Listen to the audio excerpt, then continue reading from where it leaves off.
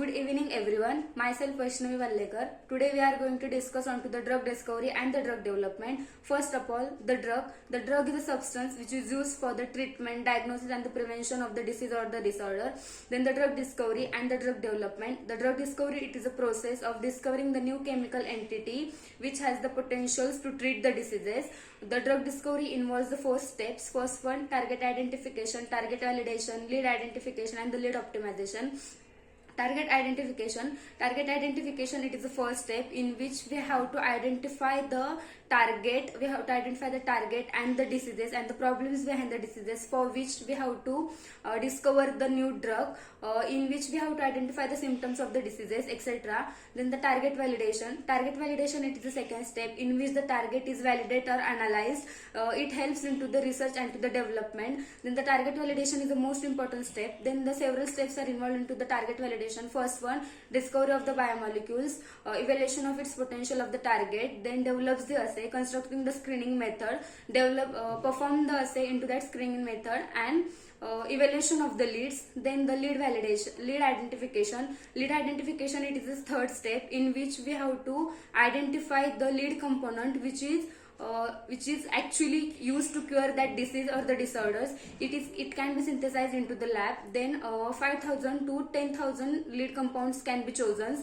Then the lead optimization, it is the last steps in which the lead compound is modified or optimized to improve its safety, efficacy, etc.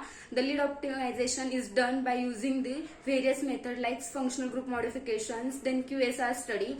Then the drug development, it is a process in which drug is prepared for introduced into the market. Before that preclinical trials and the clinical trials are performed. Then preclinical trials are those trials which is done onto the animals before they use onto the human beings. Then the preclinical trials are also known as the non-clinical studies or the preclinical development.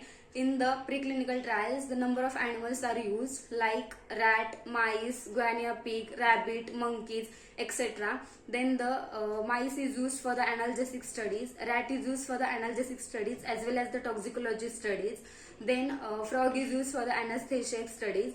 Then rabbit is used for the pyrogen testing, etc.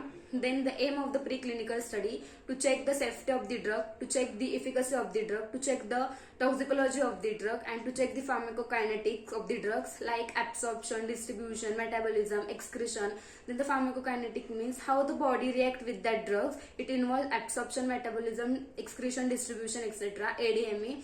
Then the steps involved into the preclinical trials. First one, discovery of the biomolecules, then develops the assay, perform the drug into that assay, then establish the effective and the toxic doses, and file for approval as an investigational new drug application. The investigator has to submit the application as the investigational new drug applications to the FDA. After the approval of the IND, the clinical trials are conducted.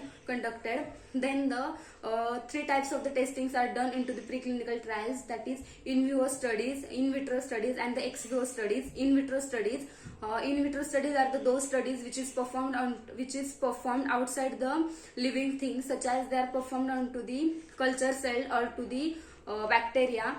Then the in vivo studies are those studies which performs inside the living organisms, like the drug is directly administered to the living organisms. Then the ex vivo studies are those studies which is performed onto the tissue, into the artificial environment outside the living organisms. Then the clinical studies are started after the approval of the investigational new drug applications by the FDA. Then the clinical studies are those studies which is performed onto the human beings after the successful results of the clinical studies are done onto the human beings after the successful result of the preclinical trials. Then the clinical studies involves the 5 phases: phase 0, phase 1, phase 2, phase 3, phase 4 and the phase 4.